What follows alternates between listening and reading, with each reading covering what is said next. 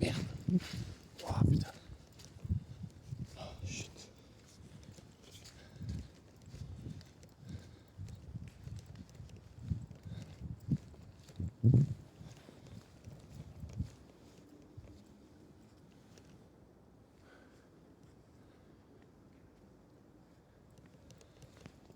Qu'est-ce qui se passe ici? Qu'est-ce qui se passe? J'entends des bruits bizarres.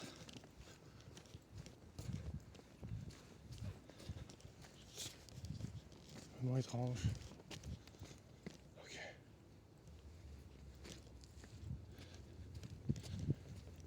Je vais repasser sur le pont.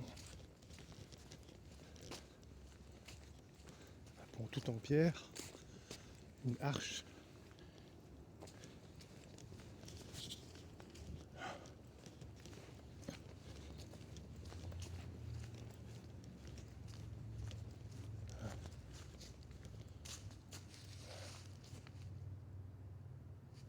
Quelqu'un qui dort ici. Merde. Ah putain. Ah. On fonce quoi. Putain.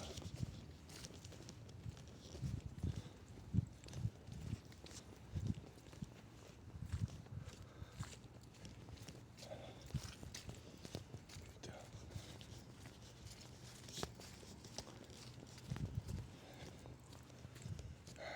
Y'a quelqu'un?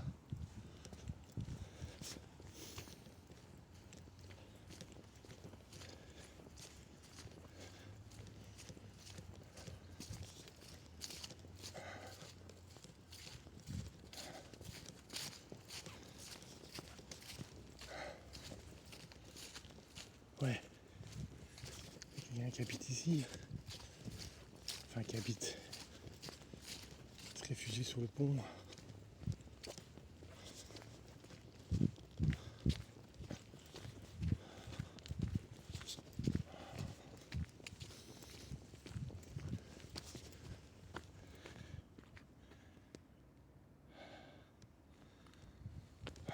Commence déjà à faire froid.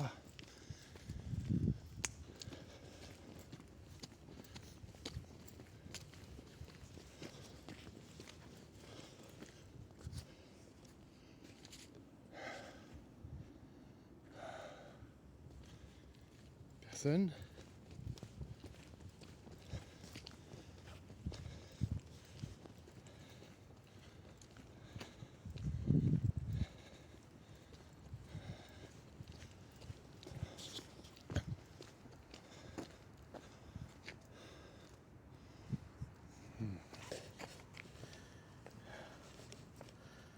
On va aujourd'hui changer de chaussures.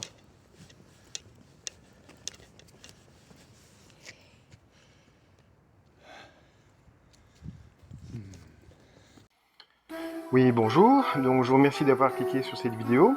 Tout d'abord, il s'agit d'un hors-série. Donc, j'ai pas fait beaucoup d'hors-série depuis le début de ma chaîne.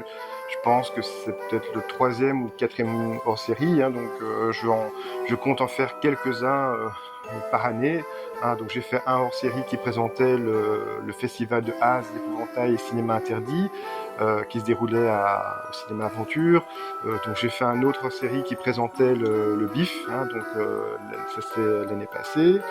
Donc voilà, donc là je fais ce hors-série, parce que de temps en temps j'ai envie de parler d'autre chose que de slasher ou de survival, même si c'est, comme vous le savez, c'est mon sous-genre préféré, les slashers, les survival, surtout ceux des années 70 et 80.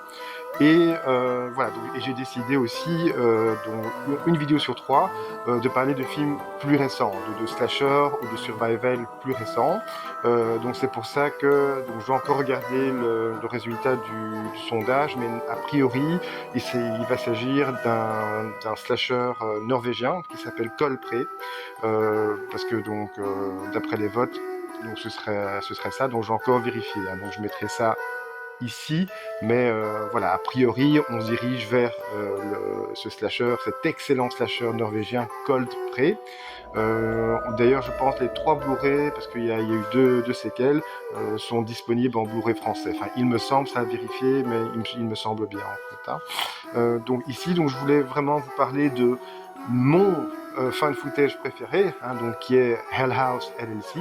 Donc j'ai découvert ce film il y a 7 ou 8 ans environ sur YouTube, hein, parce que donc j'hésite pas je suis assez curieux, donc j'hésite pas à taper sur YouTube obscure movies from the 80s ou quelque chose comme ça. Et voilà, en tout cas, donc c'est comme ça que je suis tombé sur Hell House LLC. Bon, j'avais peut-être tapé une autre recherche, bien entendu, du genre fun horror, fun footage from the 2000 ou quelque chose comme ça. Et voilà, donc c'est comme ça. Donc évidemment, j'ai maté donc plein d'autres fan footage sur YouTube. Il y a pas mal de fan footage malheureusement voilà qui sont pas super, c'est pas hyper qualitatif, on va pas se mentir. Hein, donc le fan footage, donc c'est un sous-genre qui coûte peu en fait. Hein, donc il coûte peu d'argent, donc c'est pour ça aussi qu'on en trouve autant de fan footage sur YouTube parce que ça demande pas un énorme budget, on va dire. Et voilà, il faut surtout une très bonne organisation, il faut une très bonne prise son, et il faut savoir exactement ce qu'on fait de A à Z, en fait. Hein. Donc si on a tout ça en tête, voilà, a priori, donc on pourra réaliser un fun footage potable. Hein.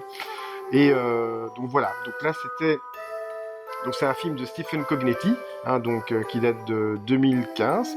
Maintenant, il faut savoir que c'est devenu une franchise. Hein, donc maintenant, il y a plusieurs il y a plusieurs Hell House.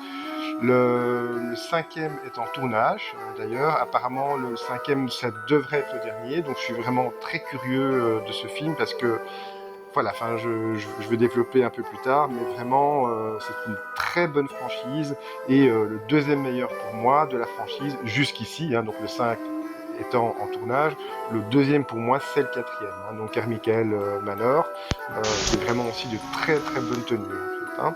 Et oui, donc le fun footage, donc quand on pense fun footage, eh bien on pense en priorité à 2 films, je dirais, il y a vraiment 2 films qui ressortent, c'est Blair Witch Project, bien entendu, et également Paranormal Activity. Hein, donc Paranormal Activity qui a été aussi décliné en une franchise. Hein, donc maintenant on en est au 5e ou 6e, voire plus. Hein. Au cinéma, j'ai vu de Mark Edwards qui pour moi est vraiment c'est un bon film en fait. Hein, il est vraiment très efficace, mais voilà, donc je suis pas là pour parler de Paranormal Activity, mais bien de Hell House LLC. Donc quand on pense fan footage, on pense à d'autres films également. Il y avait avant Blair Witch Project, il y avait The Last Broadcast, qui est beaucoup moins connu que Blair Witch Project. Blair Witch Project, il a été surtout connu grâce à sa campagne marketing virale. Hein. Donc la campagne marketing a été super bien foutue. Donc c'est ce qui fait que voilà, donc Blair Witch a eu un nombre d'entrées en salle assez phénoménal. Hein, donc c'était surtout grâce au marketing viral. Hein, donc ils ont par exemple tourné un genre de documentaire pour présenter un peu les faits, ce qui s'est passé dans la forêt de Blair Witch. Ils ont interrogé des habitants par exemple. Et on avait vraiment l'impression que c'était vrai. Hein, donc ça, c'était très bien fait, Blair Witch, ça je dois dire. Hein, on a vraiment toute cette campagne marketing, c'est vraiment ça qui a boosté le film au box-office. Hein, donc vraiment, pour faire connaître le film, c'était une très bonne idée, hein, donc je dois dire. Nice. Maintenant, après Blair Witch, il y a eu d'autres fan footage qui sont sortis, qui pour moi sont meilleurs, de meilleure qualité que Blair Witch, même si Blair Witch, voilà.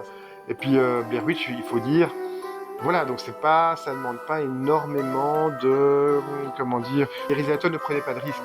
Tout simplement, pourquoi? Parce que moi-même, donc j'habite juste à côté d'une forêt, donc pas aussi grande que celle de Blair Witch évidemment, donc j'habite Bruxelles. Hein. Il y a le bois de la Cambre juste à côté de chez moi, donc je descends, donc je sors de chez moi, je fais 100 mètres et je suis dans la forêt en fait. Hein. Mais voilà, c'est assez facile de faire peur parce que moi-même, si je suis seul dans la forêt, même à Bruxelles, hein, donc même près de chez moi, voilà, on n'est pas rassuré, hein. On entend les bruits environnants, même si on entend les bruits des voitures, même on entend quand même des bruits autour de nous, des branches qui craquent, le vent qui souffle dans les arbres, des cris d'oiseaux, enfin des cris bizarres qu'on n'arrive pas à identifier, et donc très vite ça provoque vraiment une crainte, une peur, on n'est vraiment pas rassuré, et voilà, donc c'est pour ça que je trouve c'est assez facile, hein, donc pour les réalisateurs, enfin ce n'est que mon humble opinion, mais c'est assez facile de jouer donc sur ces mécanismes primaires en fait, hein, donc de peur, hein, donc dans la forêt. Voilà, mais ils en jouent bien, hein, donc voilà. Mais comme j'ai expliqué, pour moi, il y a d'autres, après Blair Witch, il y a eu d'autres fan footage supérieurs qui sont sortis. Donc par exemple, on peut citer Lake Mungo, que je n'ai pas encore vu, hein, donc, mais Lake Mungo est un film que cite le réal, donc Stephen Comnetti, parmi ses influences, hein, donc c'est vraiment un film à voir, un film australien. Qui apparemment est vraiment de très très très bonne facture. Moi je dirais, après Blair Witch de supérieur, ben, on a eu les deux Grave Encounters, qui sont des films canadiens, qui pour moi sont supérieurs. On a eu ben, le REC, hein, donc le REC espagnol. Je parle pas de Quarantine, hein, donc Quarantine était le remake américain, donc je parle vraiment du film original espagnol qui était tourné à Barcelone, enfin censé se tourner à Barcelone en tout cas. Donc j'ai un excellent souvenir de ce film, REC, puisque je l'ai vu au BIF à l'époque, dans une salle pleine à craquer, une immense salle avec un immense écran, le son fonctionnait à fond, et oui, c'est vraiment un très très bon souvenir, et ouais, ça foutait vraiment la pétoche. Et voilà, donc excellent film REC. Si vous n'avez pas encore vu REC, franchement, matez-le. REC 2 était aussi bon, mais pas du même niveau que le premier REC, hein. Mais donc, pour en revenir à Hell House, Hell Sea, donc au niveau donc le réalisateur, donc Stephen Comnetti, il a pas, voilà, donc il a pas tourné grand chose, donc enfin c'est un réalisateur assez jeune, hein, de toute façon il doit avoir dans les 37-38 ans, quelque chose comme ça, et il a surtout réalisé ben, la franchise Hell House, donc le 1, le 2, le 3, le 4 et donc le 5e est en tournage, et il a également réalisé 2 ou 3 courts-métrages. Mais voilà, donc là, pour le moment, donc il n'a pas encore tourné énormément, mais avec Hell House LLC, on peut dire c'est vraiment un coup de maître, hein. Donc vraiment, c'est pas l'homme d'un seul film, parce que comme j'ai expliqué, le quatrième opus de Hell House, c'est le deuxième meilleur de la franchise, et il est vraiment de très bonne qualité, et j'en ferai sûrement une vidéo, hein, d'ailleurs. Et voilà, maintenant au niveau des acteurs, ils sont pas connus, hein, donc j'ai pas grand chose à dire sur les acteurs, mais les acteurs, ils font le taf. Ils font vraiment le taf, ils sont vraiment convaincants. On a vraiment l'impression qu'ils se connaissent depuis des années, dans le film en tout cas. Et c'est très bien montré, c'est très bien rendu dans le film. I had to fire that guy. You Terrible. almost kicked my fucking ass. Sorry, we bud. keep in touch. Fuck you. C'est très important d'avoir de bons acteurs dans les fan footage. Pourquoi? Parce que si on n'est pas des bons acteurs dans les fan footage, le fan footage, qui est un genre qui se veut vraiment très immersif, pris sur le vif, c'est très brut, hein, donc comme tournage, hein, puisque c'est censé tourner en lumière naturelle, enfin lumière naturelle à part les lampes torches, je veux dire, avec du son direct, sans artifice, hein, c'est un peu à la manière du dogme, hein, du dogme scandinave, hein, même si c'est enfin, c'est pas du tout la même démarche, évidemment, mais voilà, c'est un peu, on se rapproche un peu du dogme, en tout cas à mon idée. Et voilà, donc les acteurs, donc ils sont pas super connus, ils ont pas fait grand chose à côté, hein, donc c'est pas des films que je connais, mais ils sont vraiment hyper convaincants. Donc c'est vraiment très très important, vraiment, donc que les acteurs soient à niveau. Si les acteurs ne sont pas à niveau dans le fan footage, ça vous fait immédiatement sortir du film, hein, et c'est pas le but, hein. On a envie vraiment d'être pris par l'ambiance, on a envie d'être pris, allez, on se demande ce qui va se passer, on est vraiment très proche de l'action en fait, hein, donc c'est tourné en grande focale, bien entendu, il y a pas d'artifice, voilà, c'est vraiment du cinéma brut fait, hein. I'm just telling you what You we saw the saw. same thing that I saw on that screen, We and all so went did up Neil there. Mack, and Et voilà, donc c'est quelque chose que j'apprécie vraiment de les fan footage. Je pense que c'est carrément, oui, un de mes sous-genres préférés, donc le fan footage, même si je me rends compte que j'en ai vu pas mal, hein, vraiment pas mal, mais pas autant que ça, hein. Donc j'ai vu des films comme Gallows, comme Rec 1, Rec 2, comme les 2 Grave Encounters, les 4 Hell House, j'ai vu Paranormal Activity 1, 2, 3 et un quatrième, je pense. J'ai vu Host également. Et voilà, et j'ai encore vu 2 ou 3 autres fan footage, et notamment donc, sur YouTube, Mansfield Horror, hein, donc c'est vraiment aussi un fan footage, du fan footage anglais, vraiment un très très très très petit budget. C'est vraiment autoproduit, mais voilà, mais je vous recommande, c'est sympathique, hein, donc Mansfield Horror sur YouTube. Faut pas s'attendre à des grands effets ou quoi que ce soit, hein, donc c'est vraiment hyper minimaliste, Mansfield Horror. Donc comme vous voyez ici, je vous montrer la cover.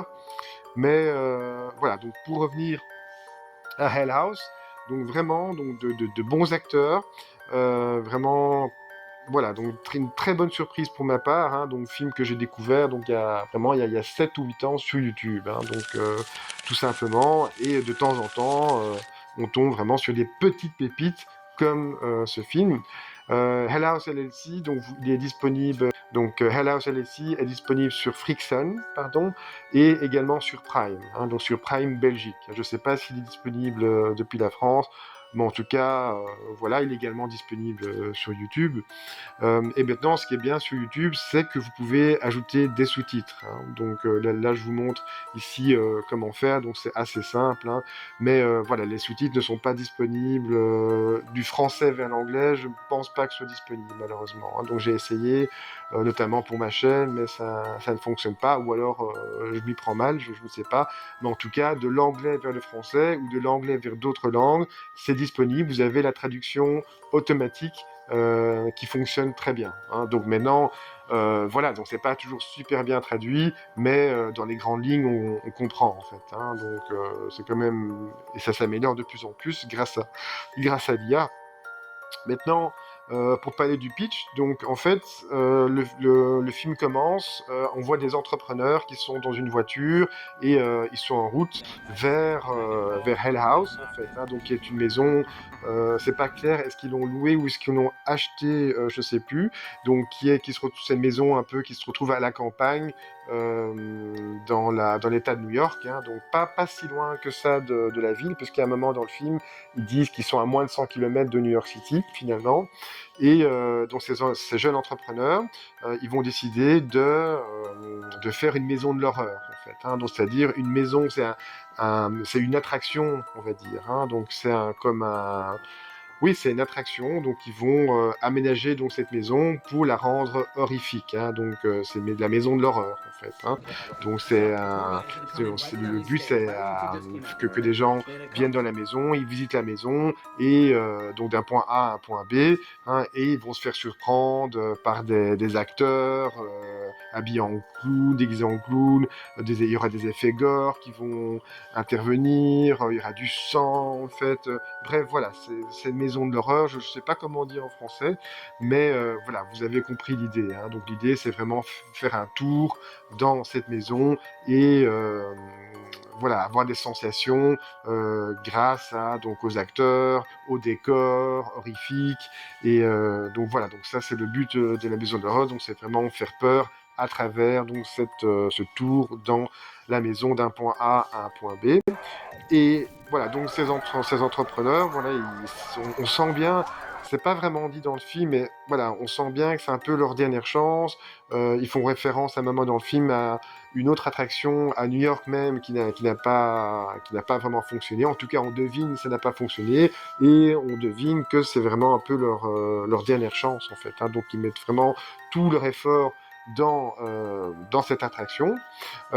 Et voilà, évidemment, toutes les choses, tout va pas bien se passer en fait, hein. Donc ils vont donc construire bien entendu des décors, il y aura les acteurs dans la maison, mais au fil des jours, ils vont devoir évidemment comment dire, créer un groupe électrogène parce qu'ils ont besoin d'électricité dans la maison. C'est pas montré dans le film, hein, donc, mais voilà, ils sont en train de faire en sorte que la maison donc puisse accueillir donc les visiteurs et de façon safe, hein, également. Donc pour eux la sécurité c'est aussi important, bien entendu. Donc il y aura des télés, plusieurs écrans, donc des écrans de surveillance, voilà, enfin il y a pas mal de travail. Et voilà, donc ça va durer donc plusieurs jours, hein, donc le temps va passer et au fil des jours, on va voir qu'il se passe des choses assez bizarres dans la maison et à un moment donné, il y aura même une disparition. Et en fait, qu'est-ce qui va se passer?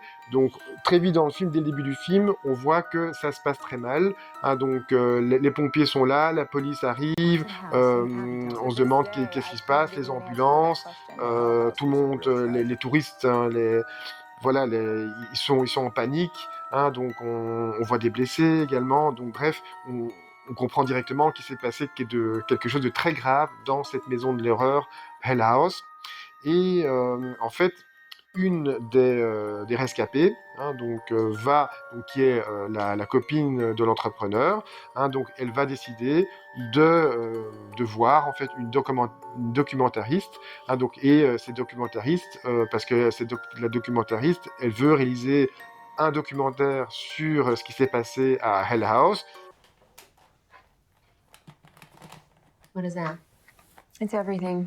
Et donc cette rescapée, donc Sarah, donc la copine entrepreneur, va décider de rencontrer donc cette documentariste et donc voilà, et elle va lui remettre une cassette en fait, hein, une cassette, un enregistrement vidéo et donc bien entendu vont visionner la documentariste et son assistant et voilà, et là on va découvrir tout ce qui s'est passé, tous les événements en fait, hein, donc du premier jour jusqu'au dernier jour. Donc le dernier jour étant donc la catastrophe, hein, donc la catastrophe, ce qui s'est passé d'horrible dans la maison Hell House, la maison de l'horreur. Hein. Donc voilà, et donc c'est ça le film. Hein. Donc on va voir ce qui s'est passé via ce documentaire et donc le documentaire. Comme tout bon documentaire, il sera parcouru de différentes interviews. Hein. Donc, il y aura plusieurs intervenants dans le documentaire. I've seen a lot. Been to a lot of scary places in my career, and there was no way I was going down those stairs. No way. Et voilà, donc le documentaire donc, sera entrecoupé d'interviews des intervenants et également de ce qui s'est passé lors de ce qui s'est passé avec les entrepreneurs, avec leur équipe. Hein. Donc, qu'est-ce qui s'est passé pendant tous ces jours où ils ont construit les décors, qu'est-ce qui s'est passé juste avant et pendant également les événements en fait. Hein. Donc ça c'est ce que raconte le documentaire. Voilà, ben donc ça, donc c'est pour le pitch. Hein, donc désolé, hein, donc j'étais un peu long avec le pitch, mais voilà, donc vous avez compris. Et que dire de ce film? Mais donc il est sorti en 2015. Hein, donc il est sorti en 2015, mais il a été tourné en 2014. Donc ça, j'en parlerai un peu plus en détail évidemment dans la partie production et anecdotes et support physique. Et voilà, donc c'est vraiment ce film, c'est vraiment mon fan footage préféré parce que voilà, évidemment il y a un ou deux jumpscares, mais le but, on sent bien que le but de Stephen Cogneti, c'est vraiment instaurer un climat de malaise. On n'est pas à l'aise, c'est stressant. Oui, on sait dès le départ que ça s'est mal passé, hein, donc vu que dès le départ, au tout début du film, on voit ce qui s'est passé, hein, donc on voit les ambulances arriver, on voit la police arriver, on voit les personnes blessées, hein, donc ils sortent de Hell House, hein, de la maison de l'horreur, donc on sait directement que c'est très mal passé, mais voilà, donc le but c'est vraiment instaurer ce climat de peur, ce climat d'angoisse. C'est un climat lourd, un climat malsain, et c'est vraiment très bien rendu dans le film. Et évidemment, oui, il y a un ou deux jumpscares, mais pas tellement. Donc c'est une des choses que j'apprécie beaucoup dans ce premier opus de Hell House LLC, c'est que c'est pas 36 000 jumpscares, parce que à force de faire 36 000 jumpscares, ça fait plus peur en fait, hein. Donc le soufflet émotionnel retombe très vite finalement, hein. Donc puisqu'on on s'attend à il va se passer ci, il va se passer ça, voilà, il n'y a plus aucune surprise et ça devient banal et finalement peu intéressant. Mais c'est pas le cas de Hell House LLC. Donc justement, on suit vraiment ce groupe d'entrepreneurs, hein, dans cette maison au fil des jours, et le climat va se détériorer. On ne sait pas trop ce qui se passe, il va y avoir une disparition. Donc là je spoil pas, hein, donc c'est assez, voilà, je reste assez vague pour pas trop spoiler. Mais voilà, on sent bien que le climat est lourd, les gens ne sont pas sereins. Il va se passer certaines choses, mais vraiment, moi à leur place, je serais vraiment parti, hein, donc je vais pas spoiler, hein, mais il y a des choses qui se passent et dans cette maison, mais moi ça se passe, mais je me barre direct en fait, hein.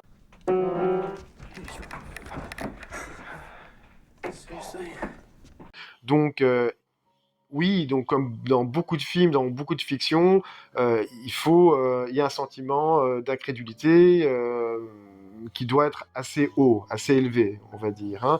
Mais finalement, pas tant que ça, parce que, comme j'ai dit en début de vidéo, on comprend que les entrepreneurs, encore une fois, hein, donc c'est pas dit explicitement dans le film, mais on le comprend en fait. C'est quelque chose qu'on déduit. On comprend c'est vraiment leur dernière chance. Sinon, c'est la ruine pour eux. Ils auront des dettes en fait. Donc c'est pour ça qu'ils veulent pas lâcher l'affaire en fait, hein. Ils veulent pas. Ils sont allés jusque là. Ils ont construit tous les décors. Ils ont engagé les comédiens, ils sont allés jusque-là, ils ont acheté la maison, ou loué la maison, enfin bref, il y a vraiment beaucoup d'investissement derrière, et ils peuvent plus faire machine arrière, en fait, hein. Donc oui, il y a des choses bizarres qui se passent, et tu te dis, mais pourquoi est-ce qu'ils restent? Mais d'autre côté, voilà, c'est vraiment leur dernière, leur dernière chance, hein. Donc sinon, c'est vraiment la ruine pour eux, et ce qui fait aussi qu'ils restent ensemble, ben, on sent c'est une équipe, que c'est vraiment une équipe, que c'est des vrais amis, que ça fait des années qu'ils travaillent ensemble. Il y a la copine du héros aussi, voilà, elle va pas lâcher comme ça. Et voilà, dans l'équipe, il y a qu'une seule femme en fait, hein, donc qui est Sarah. Donc Sarah, c'est la compagne de l'entrepreneur. Et voilà, donc c'est ce qui fait que, voilà, au niveau incrédulité, donc ça peut encore passer, on va dire, même si c'est assez gros, hein. Donc c'est assez gros, encore une fois, hein. Donc s'il y avait de tels événements qui se passeraient, moi je pars directement, en fait. Mais voilà, donc ça passe encore, on va dire, même si c'est un peu gros, donc par moment, hein, donc surtout lors de certaines scènes. D'ailleurs, en parlant de scènes, donc là, comme vous voyez, donc je peux passer que des courts extraits, parce que malheureusement le film est clé, hein, donc il y a des droits d'auteur sur ce film, donc malheureusement, je suis désolé, mais je peux passer que de courts extraits de moins de 7 secondes. Voilà, donc c'est la règle, hein, et ce que j'aime bien également aussi, c'est le score, hein, donc c'est un score au piano très simple, mais vraiment ultra creepy.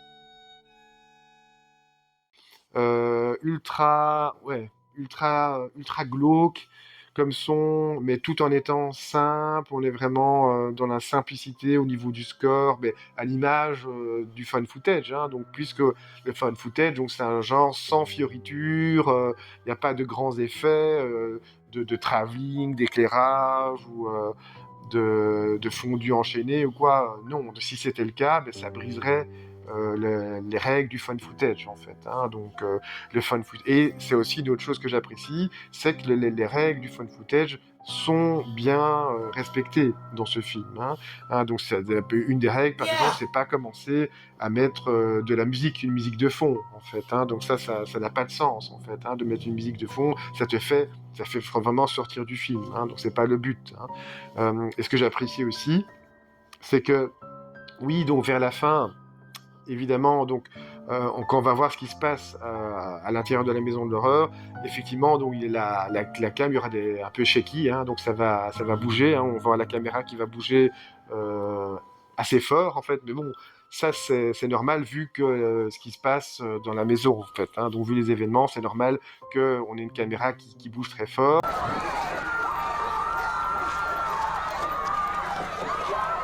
Mais voilà, donc ça aussi c'est quelque chose que j'apprécie dans le film. Stephen Cognetti, il évite donc ce phénomène de shaky cam un peu à la Jason Bourne en fait. Hein, donc c'est assez indigeste. Hein, vous voyez quand la caméra n'arrête pas de bouger comme ça, c'est pas très agréable. Hein, donc ça peut se passer, oui, une ou deux fois ou alors tout à la fin du film, hein, mais pas avant, pendant. Non, ça c'est assez indigeste, mais heureusement, Stephen Cognetti, il évite ça en fait. Hein. Il évite, sauf à la fin, mais la fin c'est tout à fait justifié, bien entendu. Hein. Quand on voit ce qui se passe, c'est normal que la caméra tremble, hein, tout à fait. Mais voilà, donc ça c'est aussi quelque chose que j'apprécie. Donc comme j'ai dit, les comédiens, comme j'ai dit, donc les acteurs sont vraiment très crédibles. C'est pas des acteurs connus, hein, donc parce que mettre des acteurs connus dans un fan footage, pour moi, ça n'a pas de sens en fait. Hein. Donc le fan footage, donc c'est censé vraiment être ancré vraiment dans le réel. Hein. Donc c'est pour ça qu'on n'a pas envie d'avoir des acteurs connus ou quoi, vu qu'on est vraiment très pris sur le vif, très documentaire, on est ancré dans le réel. Donc c'est pour ça qu'on n'a pas envie de voir des acteurs connus. Hein. Donc pour moi, ça n'aurait pas de sens. Donc c'est tout à fait justifié que les acteurs ne soient pas connus, mais ils font vraiment du très bon boulot, ils sont vraiment super convaincants, on a vraiment l'impression qu'ils se connaissent voilà, depuis des années, c'est très bien montré dans le film, hein, notamment avec certains dialogues, certaines anecdotes. Yeah? What's your wine of choice there, Hotshot? Kind of a Pinot Gris, man. Ah oui, tu te souviens, il y a 2 ans, quand il a fait ci ou quand il a fait ça. Souvent, voilà, il fait n'importe quoi. Tu te souviens cette anecdote, il y a quelques années. Enfin bref, donc tout ça, voilà, donc ça rend un peu le groupe assez attachant et crédible dans la relation qu'ils ont entre eux, en fait. Hein. Et encore, donc, encore une fois, je trouve que c'est bien rendu dans le film. Hein. Et oui, et puis là, au niveau des décors, les décors, donc c'est super bien foutu. Ils ont vraiment fait un très bon travail au niveau des décors, au niveau des déguisements, notamment. Donc les clowns. Les clowns sont vraiment ultra flippants. C'est vraiment, vous tombez sur ces clowns par hasard la nuit dans une ruelle sombre ou quoi, mais vous dégagez vite fait en fait. Et ce que j'aime bien, donc, c'est aussi le film est assez subtil. Hein. Donc, comme j'ai dit, hein, donc il n'y a pas de shaky cam, sauf vraiment à la fin. Oui, le film est vraiment écrit en subtilité.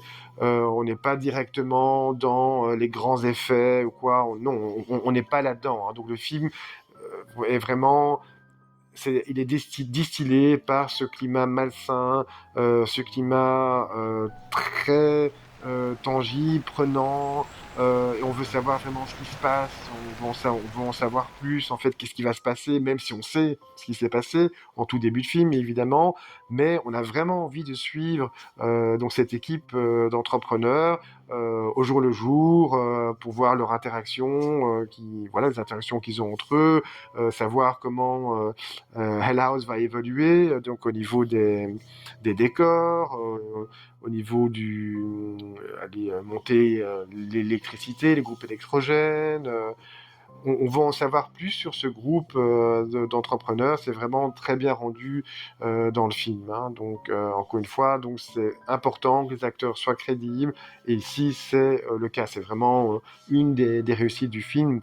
Et oui, et le film, je trouve on s'ennuie pas, on s'ennuie pas un seul instant dans le film parce qu'on est vraiment pris par l'ambiance, on est vraiment pris par l'atmosphère, on veut en savoir plus et encore une fois donc j'apprécie que les règles du fan footage sont bien respectées, hein. Donc il y a pas d'effet de montage ultra chiadé on va dire qui dérogerait à la règle du fan footage par exemple.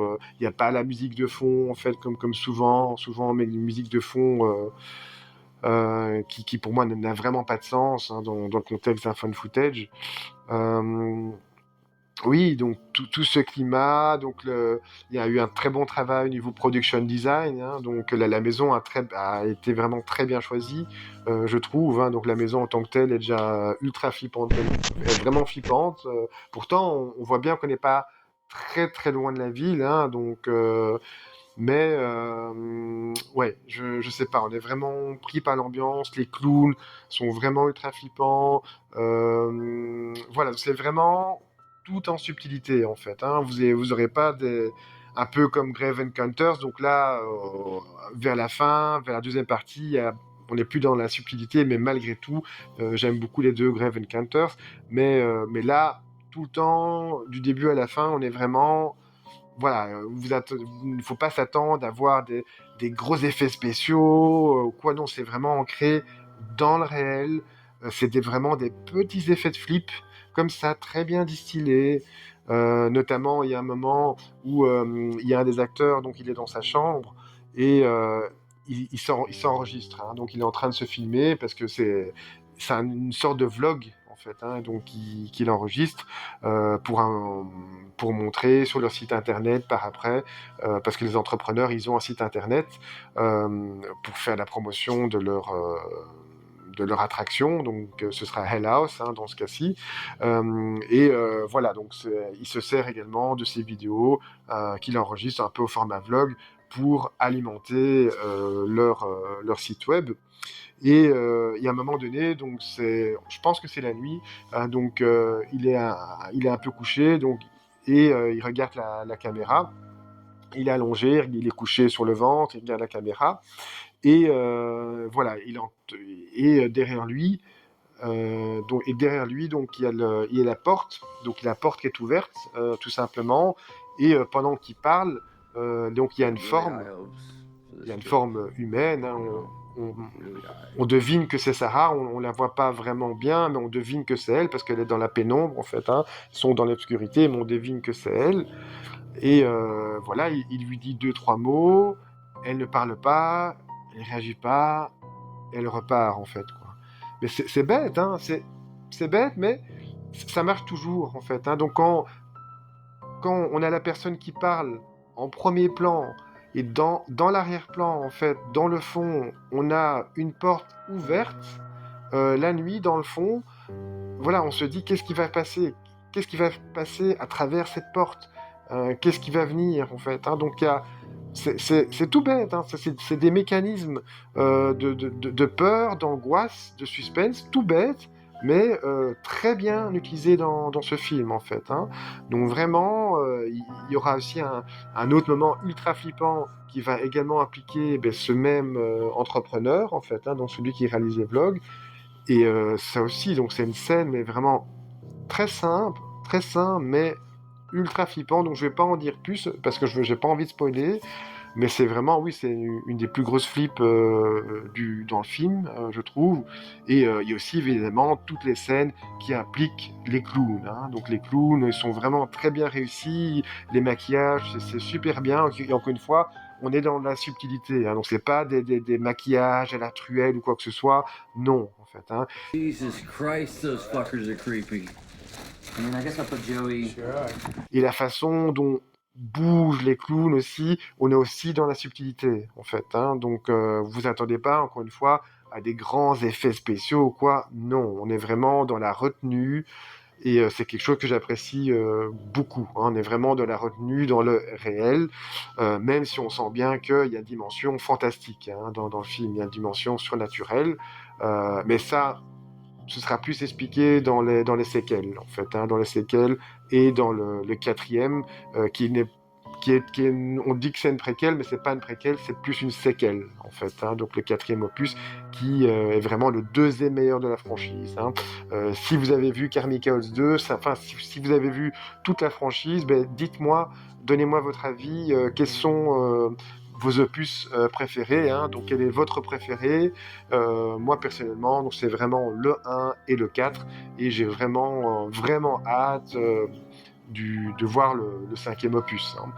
Hein. Mais voilà, donc si vous aimez les fan footage assez vraiment minimalistes, mais voilà, donc c'est presque un pléonasme, hein, parce qu'un fan footage, par définition, c'est minimaliste. Hein, donc c'est juste normalement une personne qui filme avec une caméra, peut-être une lampe torche, une petite lumière, et en gros ça s'arrête là en fait. Hein, donc c'est pour ça aussi que c'est un genre vraiment très économique. Et ce que j'aime bien également dans Hell House at Sea, c'est la prise son. Hein. Dans une interview, Stephen Conetti, il a dit qu'il attachait une importance toute particulière à la prise son.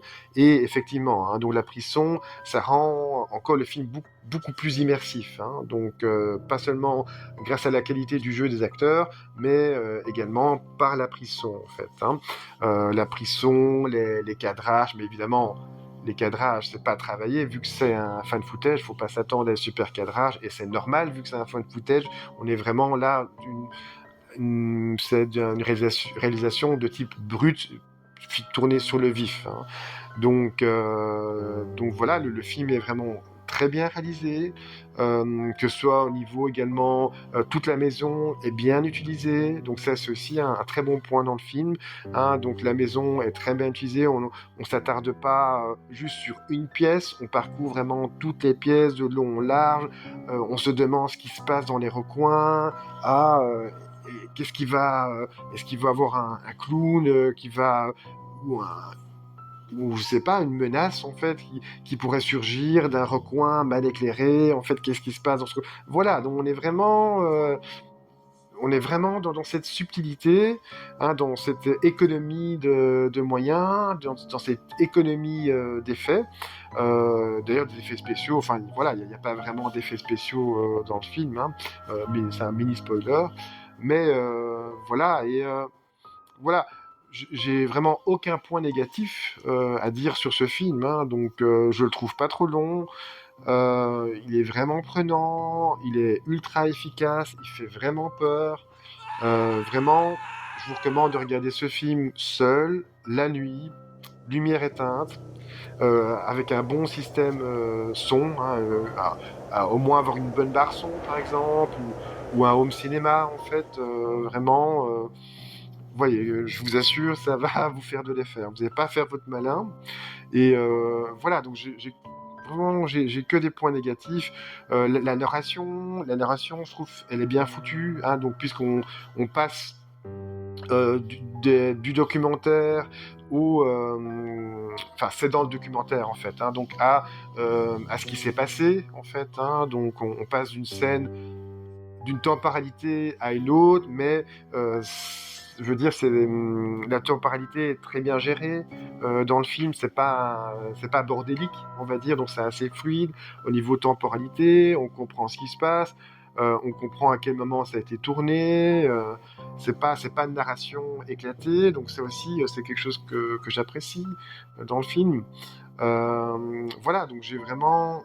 Voilà, je n'ai aucun point négatif, vraiment, c'est pas pour rien que c'est mon fan footage préféré, Hell House at Sea, et donc j'ai dû voir environ une quarantaine de fan footage, plus ou moins, une quarantaine, parce que comme j'expliquais, j'ai aussi vu pas mal de fan footage vraiment ultra obscurs sur YouTube, filmés avec très très peu de moyens, mais voilà, donc j'ai vraiment eu la chance, il y a 7 ou 8 ans, de tomber sur cet excellent film Hell House at Sea, et vraiment un film que je recommande, un vrai film d'épouvante, hein, donc c'est pas un film popcorn, on va dire, hein, c'est pas un film à la Scream ou Souviens-toi l'été dernier, non, on est vraiment plus dans l'épouvante, dans le malsain, dans le glauque, dans l'étrange, on est vraiment plus là-dedans en fait. Hein.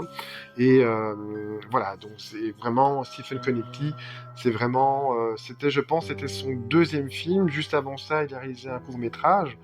Et voilà, donc pour un premier film, c'est vraiment excellent. Et dans une interview, donc l'intervieweur lui demandait au réalisateur quel conseil vous donneriez aux gens qui veulent se lancer dans la réalisation.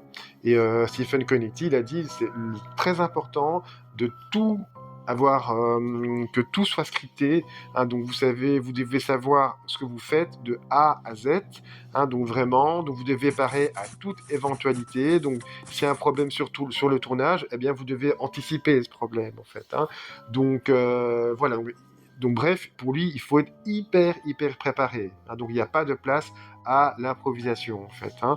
Et je trouve ça se ressent vraiment dans le film. Hein. Je vous dis, il y a pas un côté bordélique comme dans certains fan footage où ça part un peu dans tous les sens. Non, là on n'est vraiment pas là-dedans. La narration n'est pas éclatée, c'est vraiment très fluide.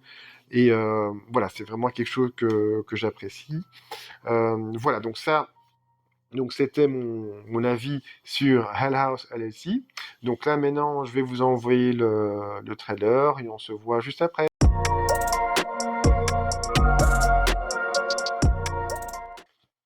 Voilà, bah écoutez, j'espère que le trailer vous a donné envie de voir cet excellent film de Stephen Connelly. Hein. Donc pour ma part, c'est vraiment mon fan footage préféré. Hein. Donc j'ai expliqué pourquoi dans la vidéo qui précédait le trailer. Donc j'adore ce film et des fan footage, j'en ai vu pas mal, hein, vraiment. Maintenant. Il faut savoir qu'il existe une version longue de ce film, c'est la Director's Cut, qui est augmentée de 7 à 8 minutes. Maintenant, j'ai pas vu le film en entier, donc j'ai pas vu la Director's Cut en entière, donc j'ai pu voir qu'un tiers du film. Effectivement, il y a quelques scènes supplémentaires, mais ça n'ajoute pas tellement plus au film. Et voilà, je dois vraiment voir l'entièreté de la Director's Cut, bien entendu, pour me faire une opinion. Maintenant, au niveau production, j'ai pas trouvé grand-chose. Hein. Donc, il y a eu deux lieux de tournage principaux. Donc là, le premier lieu, donc c'était New York City. Hein. Donc, toutes les scènes d'interview, notamment, il y a un des personnages. Donc, c'est une personne qui approche la soixantaine, qui est un peu en chair, on va dire, barbu. On voit à l'arrière, hein, donc en fond, donc à travers la fenêtre, on voit des immeubles, on voit des gratte-ciel, donc on voit bien que c'est la ville. Et l'autre lieu de tournage était à Lehighton, Pennsylvanie. La Pennsylvanie, donc c'est un État qui jouxte l'État de New York, donc qui n'était pas loin. Donc voilà, maintenant au niveau production de film, c'est vraiment de l'autoproduction. Hein, donc le film a été produit par Stephen Connelly lui-même. Hein, donc il a créé sa boîte de production qui s'appelle Cognitive Films. Hein, donc les quatre Hell House ont été produits par sa boîte de production et également 825 Forest Road, donc film que je n'ai pas vu. Et au niveau du distributeur, ben, nous avons Terror Films, hein, donc Terror Films pour les USA. Si vous êtes habitué des films petit budget qu'on peut voir sur YouTube, eh bien donc c'est un logo que vous allez facilement reconnaître. Hein. En tout cas, si comme moi vous aimez beaucoup regarder des films petit budget sur YouTube, voilà donc vous allez reconnaître immédiatement ce logo. Maintenant. Au niveau budget, malheureusement, j'ai pas pu trouver le budget hein, du film. Hein, donc j'ai contacté Stephen Connelly. Malheureusement, donc il m'a pas répondu. Hein, donc j'ai contacté sur Instagram parce qu'il a dit dans un interview que les deux réseaux qu'il utilisait, donc c'était Instagram et X, donc anciennement Twitter. Mais voilà, je ne vais pas sur X parce que c'est vraiment un nid de vipère. Donc rien à faire là. Mais bon, voilà, c'est juste une petite opinion personnelle. Qui sait, hein, peut-être au moment où je parle, j'aurai une réponse de Stephen Connelly. Il faut savoir qu'il est vraiment très disponible, hein, donc, puisqu'il a même donné des interviews à des chaînes de moins de 100 abonnés. Hein, donc, j'ai pris des renseignements, certaines infos. Et oui, donc il est vraiment très accessible. C'est vraiment quelque chose que j'apprécie. Maintenant, au niveau de la durée du tournage, donc le film a été tourné en 2014. Au niveau des castings, donc ça s'est passé en février 2014. Et la durée du tournage, donc ça a duré plus ou moins 2 semaines. Hein, donc en 2014, au mois de mai, il ne pouvait pas faire plus Stephen Connelly parce qu'on est vraiment dans l'autoproduction. Hein, donc il ne pouvait pas se permettre dans l'autoproduction la moindre minute heure, jour compte, hein, donc il pouvait pas se permettre de faire plus de 2 semaines. Et voilà, je trouve qu'il a vraiment fait un très bon choix, notamment au niveau du casting, hein. Les acteurs sont vraiment très très bons, sont vraiment excellents, et ça ajoute vraiment à l'immersion, hein. Donc c'est très important que les acteurs soient bons dans les fan footage, hein. Donc tellement le fan footage, c'est un film où on est vraiment pris, c'est vraiment censé être immersif, hein. Donc c'est pour ça que c'est important que les acteurs doivent être convaincants, hein. Donc c'est vraiment le cas pour Hell House LLC.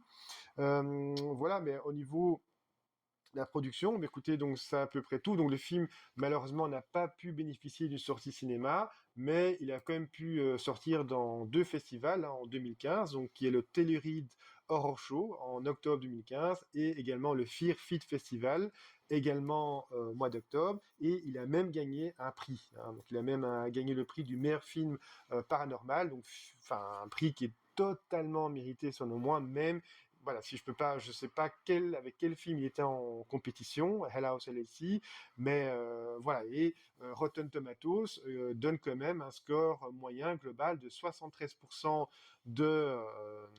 allez, de positif, en fait, hein, d'évaluation positive pour ce film, ce qui est vraiment bien, parce que généralement, les fan footage horrifiques sont pas très bien cotés, mais ici, quand même, c'est quand même un bon score, hein. Donc moi, personnellement, je donnerais encore beaucoup plus, hein. Donc si c'était moi, je donnerais 99,9999% pour ce film, tant je l'adore, hein. Mais donc voilà, mais au niveau de la production, c'est à peu près tout. Maintenant, donc quelques trivia, hein, donc quelques petites anecdotes. Il y a un moment dans le film où Paul, donc c'est un des employés, hein, donc de l'entrepreneur en fait, hein. À un moment, il va voir des lumières stroboscopiques qui vont s'enclencher et suite à ça, il va vomir, hein. Et bien quand il vomit, donc il faut savoir, c'est vraiment, il fait pas semblant parce que Stephen Cognetti, il a dit dans une interview que juste à côté de la maison, Hell House donc, hein, il y avait un bar, hein, donc, et ben, l'équipe de tournage, les acteurs, ils avaient l'habitude de boire des coups, de faire la fête, voilà, dans ce bar. Et donc Paul, il a fait la fête, il a même participé à un concours du meilleur danseur qu'il a gagné d'ailleurs.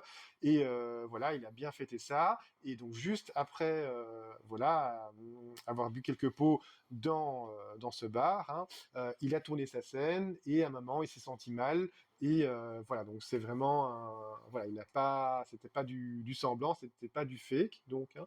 Le film, à l'origine, Stephen Cognetti voulait vraiment le tourner dans une maison abandonnée, mais finalement, ils l'ont tourné dans une vraie maison hantée, donc une attraction, hein, une attraction de maison hantée à Towa-Mensing, donc en Pennsylvanie, donc c'est une maison hantée qui s'appelle The Waldorf Hotel. Donc il y a un moment donné, il y a un des personnages qui s'appelle Joey. Joey, donc c'est un des acteurs, c'est un acteur qui joue l'acteur, donc dans le film.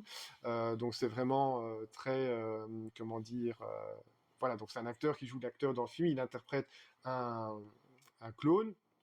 Et à un moment donné, il fait un tour, c'est-à-dire il va faire sortir son œil de son orbite, et donc c'est pas un effet spécial, donc c'est vraiment lui qui l'a fait.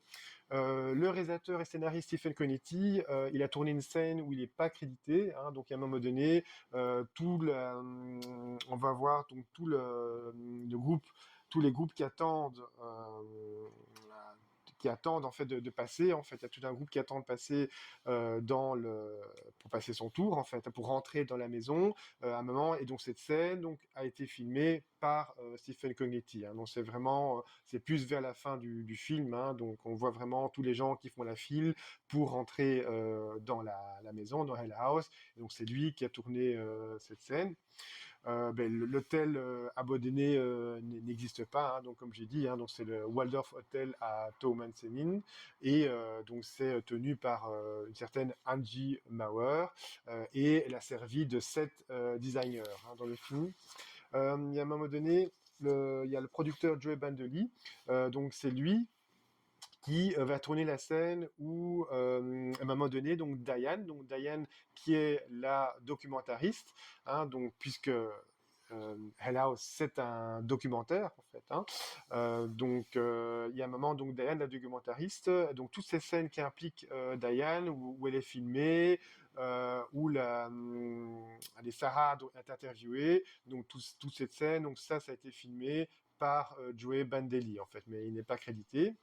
Le morceau qui joue au piano donc plusieurs fois dans les 4 films, en fait, donc c'est le Mellow Mix Cat Foot Jingle, hein, Mellow Mix Cat Foot Jingle.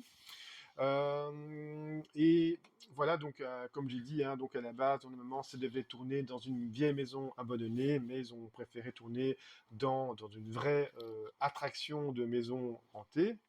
À un moment donné, donc Sarah, donc c'est la copine de l'entrepreneur, donc hein, à un moment, elle dit lors de l'interview, donc elle est interviewée par la documentariste Diane, elle lui demande, oui, mais vous séjournez dans quelle chambre? Elle va lui dire, c'est la chambre 2C. Eh bien, 2C, c'est le même chiffre, donc le même appartement que le film Witchboard. Witchboard, donc c'est un film de Kevin Tenney, il me semble bien, donc Kevin Tenney qui a réalisé l'excellent Night of the Demons. Hein, donc d'ailleurs j'en ai fait une vidéo, hein, donc c'est vraiment un excellent film, hein, Night of the Demons. Alors il y a un moment donné excusez-moi. Donc il y a un moment donné au tout début du film, hein, donc le groupe est dans la voiture, donc les entrepreneurs et Sarah. Donc il y a Paul qui demande à Sarah, donc lui pose une question, hein, donc un petit quiz, hein, donc il demande une question sur un film post-apocalyptique qui se déroule à New York. Et il y a Will Smith qui joue dedans, donc il lui demande, oui, donc c'est quel est le nom de ce film dans lequel Will Smith joue, hein, de ce film post-apo dans lequel Will Smith joue. La question n'est pas répondue, hein, donc Sarah ne répond pas à la question, mais la réponse c'est I Am a Legend, hein, donc film que j'ai vu au cinéma. Voilà, donc bon, ça c'est à peu près tout pour les trivia. Maintenant, au niveau support physique, ben, il faut savoir, il existe un Blu-ray, hein, il existe un Blu-ray qui est disponible chez ESC. Donc voilà, donc on a la VO et on a également un bonus, hein, donc qui est la présentation du film ainsi qu'une analyse du film par un critique du cinéma TBC. Et voilà, mais là actuellement, malheureusement, le Blu-ray n'est plus disponible, donc peut-être que je suppose qu'il sera disponible prochainement, mais en tout cas, au moment en tout cas où j'enregistre le commentaire, le film n'est pas disponible en Blu-ray français, enfin plus disponible en Blu-ray français. Mais voilà, donc vous avez 2 choix de langue, le français et l'anglais. Évidemment, je recommande toujours de voir les films en VO et vous avez les sous-titres en français, hein. Donc de toute façon, au niveau mixage son, donc c'est la stéréo, hein. Stéréo, donc d'ailleurs c'est un peu bizarre parce que pour Stephen Connecty, il attache beaucoup d'importance au mixage son et d'ailleurs c'est vraiment le mixage son est vraiment très bon, hein, dans Hell House. Ça aide vraiment à l'immersion, donc ça fait partie des très bons points de ce film. Mais voilà, écoutez, donc c'était donc la partie production, anecdote et support physique. Donc si cette vidéo vous a plu, donc n'hésitez pas à lâcher un petit pouce bleu, à laisser un commentaire et à partager, hein. Donc c'est vraiment ça qui va m'aider, hein. Donc je comptais atteindre les 250 abonnés fin de l'année, et j'en suis déjà à 259, donc j'ai atteint mon but, hein, mais j'espère vraiment de tout cœur, voilà, si je pouvais m'approcher des 300 abonnés d'ici la fin de l'année, ce serait vraiment extraordinaire. Donc voilà, donc encore une fois, un grand merci à tous, et donc je vous dis donc à la prochaine. Merci.